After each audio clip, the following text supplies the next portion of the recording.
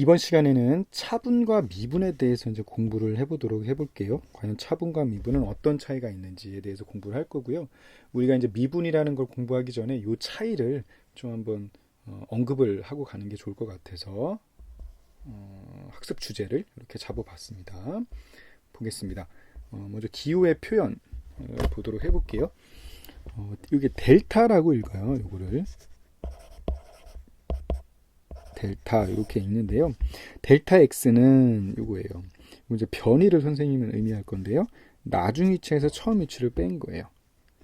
그리고 델타 t는 나중 시각과 처음 시각 그거를 이제 뺀 거죠. 그러니까 결국엔 델타 t는 시간이 되겠죠, 그죠? 델타 a 결국에는 뭐냐면 나중 값과 처음 값을 뺀 거라는 거예요. 무슨 말인 줄 알겠죠? 그러니까 나중 A, 처음 A라는 거 결국에는 우리가 이런 거는 항상 뭐랑 관련이 있냐면 결국에 어떤 시간이라는 개념이 좀 들어갈 수밖에 없어요. 시간이라는 개념이. 그래서 델타 다음에는 어떤 물리량이 오든 상관은 없습니다. 어떤 물리량을 오든 상관이 없어요. 우리가 델타라는 쓰는 거는. 그렇다면 차분과 미분은 뭐냐면 차분, 즉 델타 x는 디퍼런스라고 합니다. 디퍼런스라고 하고요. 그래서 미분이라는 거는 그러면 디퍼런셜이라고 하더라고요. 그러면 디퍼런스 델타 x는 나중 변위에서 처음 변위를 이제 빼준 거예요. 차분의 종류로서 매우 작은 값을 의미해요. 매우 작은 값. 그러면 이것을 기호로 어떻게 쓰냐면 선생님이 이거를 잘못 썼네요. 리미트 델타 x 이렇게 써요.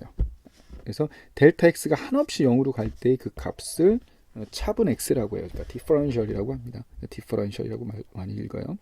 그러면 요거를 또 다시 할게 쓰면은 x 프라임이 x로 한없이 가까워질 때의 그 극한값이라고 하거든요. 리미트. 그 극한값을 디퍼런셜이라고 합니다. 그렇다면 여기서 이제 문제가 그거죠. 델타 x가 얼마나 작아야 미분이라고 할 수 있을까라는 겁니다. 그럼 요거를 일반적으로 이렇게 알고 있으면 돼요. dx가 미분일 조건이라는 것은 뭐냐면 바로 이겁니다. 제곱하면 없는 것이나 마찬가지일 때라는 거야. 다시 말하면 디퍼런셜을 제곱하게 되면 그것은 뭐랑 가까이 뭐라고 봐도 무관하다, 0으로 봐도 무관하다라는 거예요. 여기까지 됐습니까? 그러니까 결국에 dx를 제곱하면은 0이다 이 의미라고 보면 돼요. 이렇게 봐도 무관하다라는 겁니다. 이만큼 작은 수를 dx라고 합니다. 그렇다면 이제 이런 의미를 가질 수가 있겠죠. 과연 이런 수가 존재하냐? 이 문제가 있겠죠. 그죠? 그럼 이것이 존재하느냐는 거는 진짜 애매해요. 분명히 0이 아니에요. 얘는 분명히 0이 아닌 수예요. dx는. 하지만 이거보다 작은 수는 없어요. 그래서 즉 dx는 분명히 이거이지만 dx보다 작은 수는 존재하지 않아요. 되게 의미가 좀 이상하죠. 이거 이렇게 보면 돼요. 이 dx나 디퍼런셜이라는 거는 그렇다면 이러한 수가 실제로 존재하느냐? 이거는 존재합니다. 수학적으로. 그러니까 수학적이라는 거는 다시 말하면 수학적인 어떤 논리적으로 얘는 분명히 존재를 해요. 근데 이것이 존재하는 거를 어떻게 보이냐? 선생님은 모르겠습니다. 뭐 수학을 전공했는데도 딱 학사 수준까지 전공했는데 이것을 제가 다시 기억을 거슬러 올라가서 실해석학이라는 게 이제 우리가 배워요. 수학에서 보면, 전공에서 보면. 근데 이게 실해석학에서 나오는지에 대해서는 정확히 기억이 안 나는데 아무튼 요거는 존재한다고 해요. 수학적으로 분명히 존재한다라는 걸 알고서는 일단 넘어갈게요. 그 다음에 미분의 예시를 하나 들어보도록 할게요. 원의 띠의 이제 넓이를 구하는 만약 이런 문제가 있다. 근데 이 길이가 띠의 길이가 너무 이 폭이 엄청나게 작은 디퍼런셜이라고 볼게요. 디퍼런셜. 그러니까 R고 R'은 R에다가 엄청 작은 만큼의 폭을 더해준 거라고 볼게요. 그렇다면은 이 넓이는 어떻게 구하면 될까? 즉 S에 대한 디퍼런셜은 이렇게 구하면 되겠죠. 즉 DS는 어차피 써 있으니까 그대로 하겠습니다. 이렇게 되겠죠, 그죠? 그러니까 큰 원의 넓이에서 작은 원의 넓이를 빼준 거야, 그죠? 그렇게 되면 여기서 요 파트만 나와요. 근데 아까 뭐라고 그랬어?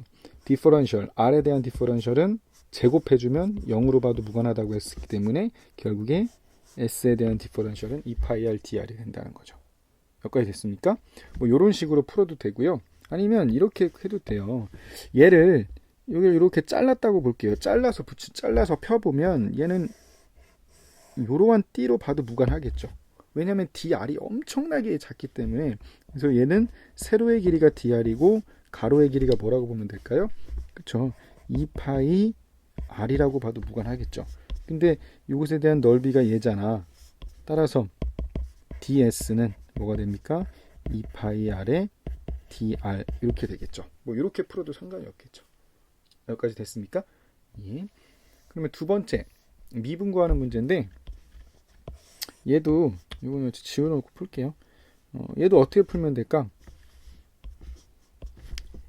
요 넓이, 먼저 요 넓이는 뭡니까?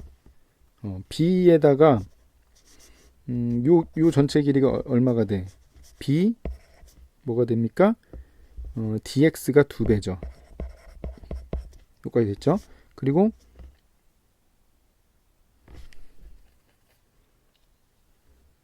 요 길이는 뭐가 됩니까? 요 길이는 a에다가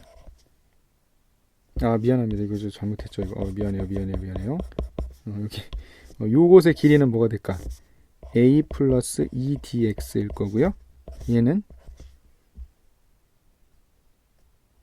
b 플러스 2dx 이렇게 되겠다. 그죠? 여기까지 됐습니까?